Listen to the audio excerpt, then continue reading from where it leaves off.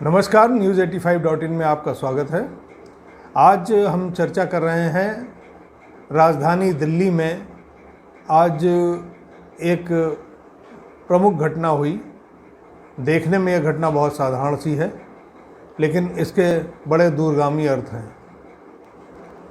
आज तमिलनाडु की प्रमुख राजनीतिक पार्टी द्रविड़ मुनेत्र कड़गम डीएमके ने अपने एक कार्यालय का उद्घाटन दिल्ली में किया। ये दक्षिण की पार्टी है, तमिलनाडु राज्य की प्रमुख पार्टी है और देश की तीसरी सबसे बड़ी पार्टी है। भारतीय जनता पार्टी और कांग्रेस के बाद अगर तीसरी सबसे अधिक सांसदों की पार्टी है तो वो है डीएमके, और डीएमके के प्रमुख हैं एम.के. स्टालिन। ये एम. करुणानिधि, जो कि तमिलनाडु के 5 बार मुख्यमंत्री रह चुके हैं, उनके बेटे हैं। एक तरीके से उनकी विरासत को ये इन्होंने संभाला है। और एम.के. करुणानिधि के बारे में अगर बात की जाए, एम. करुणानिधि के बारे में, तो वो ई.वी. रामास्वामी पेरियार एक बहुत बड़े समाज सुधारक थे, जिन्होंने एक तर्कवादी आंदोलन दक्षिण भारत में शुरू किया था। उस आंदोलन को जीवंत करने वाले, उस आंदोलन को आगे बढ़ाने के लिए संघर्ष करने वाले एम. करुणानिधि ने डीएमके की स्थापना की थी, और उसी डीएमके को अब राष्ट्रीय स्तर पर उतारने के लिए एम.के. स्टालिन ने दिल्ली में इस कार्यालय की शुरुआत की है। कहा यह जाता है कि कहीं ना कहीं एम.के. स्टालिन अब राष्ट्रीय राजनीति में आना चाहते हैं, और राष्ट्रीय राजनीति में उनके आने के अलग अर्थ हैं।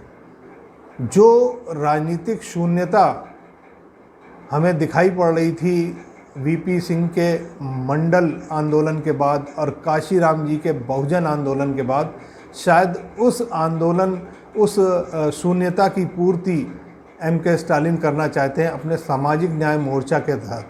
और इसी सामाजिक न्याय मोर्चा के कार्यक्रम को आगे बढ़ाने के लिए उन्होंने द्रविड़ मॉडल के रूप में इस कार्यालय को आज शुरू किया है नई दिल्ली में।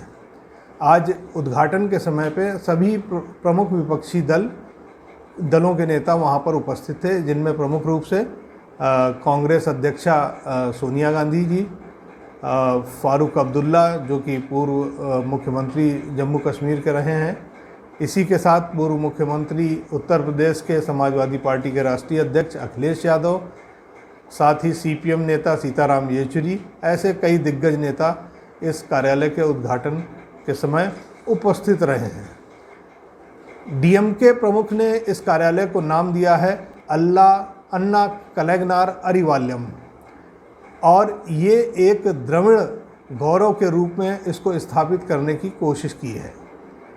इसी के जरिए आज उन्होंने कहा कि अब समय आ गया है कि राष्ट्रीय राजनीति में जो सामाजिक न्याय की बात है, जो दलित पिछड़ों को न्याय देने की बात है, जो आरक्षण की बात है, इन मुद्दों को उभारा जाए, राष्ट्रीय स्तर पर लाया जाए। और इसकी शुरुआत कहीं ना कहीं एम.के. स्टालिन करके वो विपक्ष की धुरी बनना चाह रहे हैं। तो ये आज का दिन और इस कार्यालय की शुरुआत कहीं ना कहीं बीजेपी के लिए 2024 के लोकसभा चुनाव को लेकर एक बड़ी चुनौती खड़ी करने जा रहा है।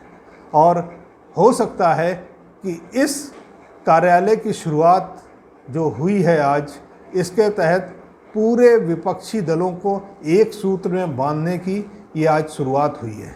और ये शुरुआत अगर इस तरीके से सामाजिक न्याय के मुद्दों को लेकर, आरक्षण के मुद्दों को लेकर अगर एम.के. स्टालिन इस तरीके की शुरुआत कर रहे हैं, तो निश्चित रूप से बीजेपी को इसके बारे में गंभीरता से सोचना पड़ेगा, क्योंकि एक बड़ी ताकत विपक्षी नेताओं के रूप में एम.के. स्टालिन के नेतृत्व में जुड़ सकती है। तो ये आज का दिन विपक्ष के लिए एक महत्वपूर्ण दिन है, वहीं बीजेपी के लिए भी ये एक बड़ी चुनौती की शुरुआत है। इसी के साथ आज की चर्चा समाप्त होती है। अगले मुद्दों पर हम आपसे फिर मिलेंगे, तब तक के लिए नमस्कार। Hey there. Subscribe to my channel and also press this bell icon.